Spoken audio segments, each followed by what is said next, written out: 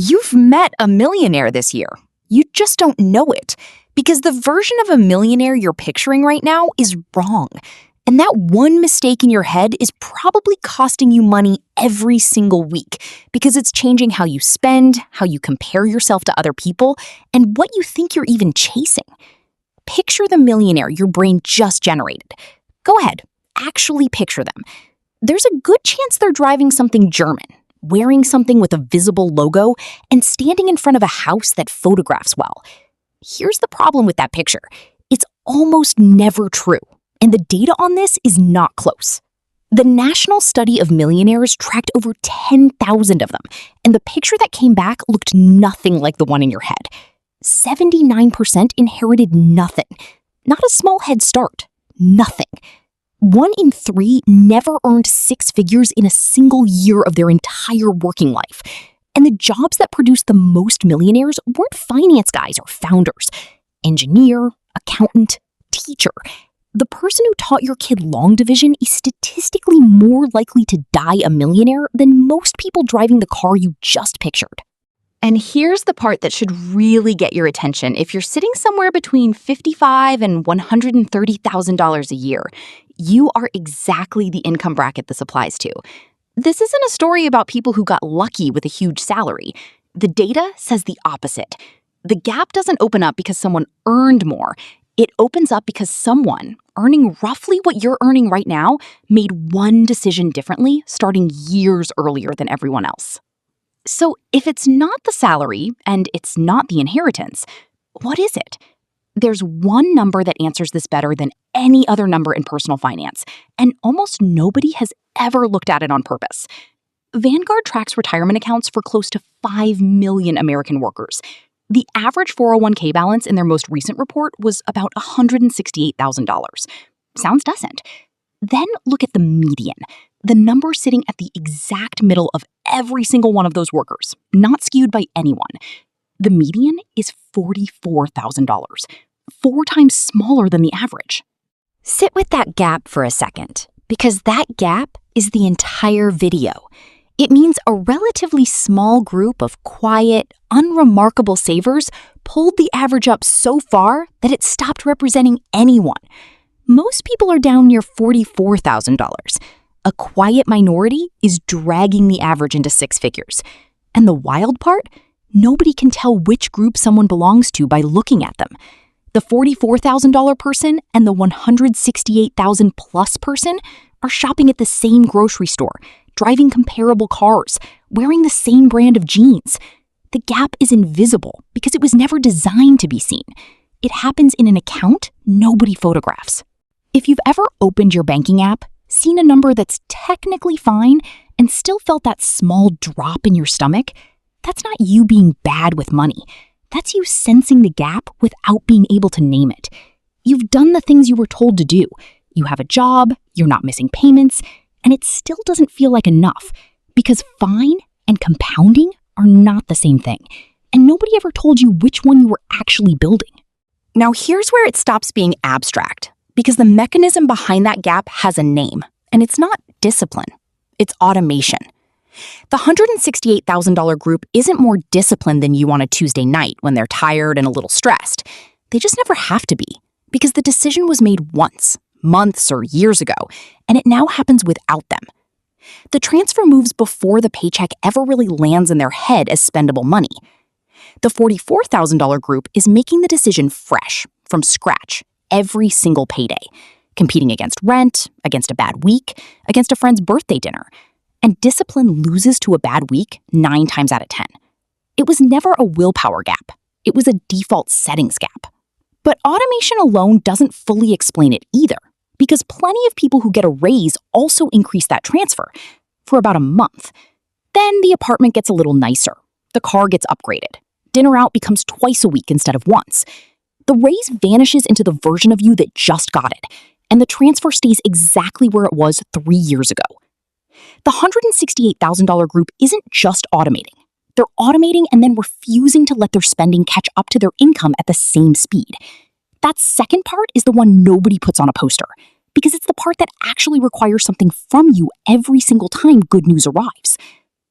Let me show you what that gap actually looks like in two real lives, because the numbers only mean something once you see them attached to a person. Dana makes $71,000 a year as a claims adjuster. She drives a 2016 Corolla with a dent in the door she's never bothered fixing. Nobody has ever complimented her car. She has an automatic transfer setup that moves $340 out of her checking account the day her paycheck lands, before she's even looked at the balance, into a plain index fund she has never once checked outside of tax season. Chris makes $128,000 as a project manager. He leases a car he's genuinely proud of. He just got approved for a credit line increase, and he's already mentally spent it on a trip. He tells people, honestly, that he's going to start investing seriously once he gets a raise, once the lease is paid down, once things settle. Things have not settled in 6 years. Run the math forward 20 years at a plain market average, and Dana, on $71,000 a year, retires with more money than Chris will ever catch up to on $128,000. Not slightly more, multiples more, because her money has been compounding silently since year one, and his has been compounding a different kind of interest, the kind that runs the other direction, every time that credit line gets used. If you just felt a little defensive reading that, that's normal, and I'll be honest with you about why I put it in here. I needed a real contrast, not a hypothetical one, because a story with two specific people in it is the only thing that actually sticks after you close this video, and I'd rather you remember Dana's dented door than another statistic you forget by tomorrow. Here's the part that should really sit with you, though. Dana isn't smarter than Chris. She isn't even more frugal than Chris in any way you could visibly measure. Same grocery store, same brand of jeans, same Sunday routine. The entire difference between their futures is one decision, made once, that neither of them has to think about again. That's not a talent gap. That's an architecture gap. And architecture is the one part of this that's actually available to you tonight, for free, regardless of what your salary looks like right now. Here's the only number in this video that should actually make you uncomfortable enough to act. Every year that transfer doesn't exist isn't a neutral year. It's not you standing still while Dana moves forward.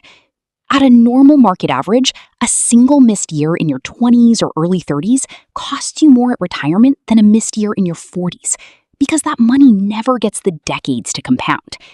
The year you keep telling yourself you'll start next year isn't free. It's the most expensive year you'll ever skip. There's one more piece of evidence worth putting next to Dana and Chris, because it's the most famous version of this exact pattern, and almost nobody applies the actual lesson from it. In 1958, a 28-year-old bought a modest house in Omaha for $31,500. He still lives in it. He's worth well over $100 billion today, and he still drives himself, still eats a breakfast that costs a few dollars, and once said that past a certain point, possessions start to possess you. People quote that line for the aesthetic. They almost never apply the actual mechanism behind it, which is the same one behind Dana's dented door. The money that doesn't leave is the money that compounds. Every dollar he didn't spend upgrading his house kept working for 60 plus years instead of depreciating in a driveway. That's not a personality trait. It's the same automation gap, just running for a much longer time horizon. So if the whole engine here is one invisible decision instead of one visible sacrifice, here's what that actually looks like this week. Because a video that leaves you with a feeling and no action isn't worth the 11 minutes. Open your banking app tonight. Set up one automatic transfer, even a small one, dated for the day your paycheck lands, moving into an account you don't check daily. Not next month, tonight. While this is still in your head and before your brain has a chance to talk you out of it the same way it's talked you out of it every other time. That's the entire mechanism behind every number in this video. Not a bigger salary, not more willpower. One transfer, made once, that stops asking your Tuesday night self to be the hero of your own finances.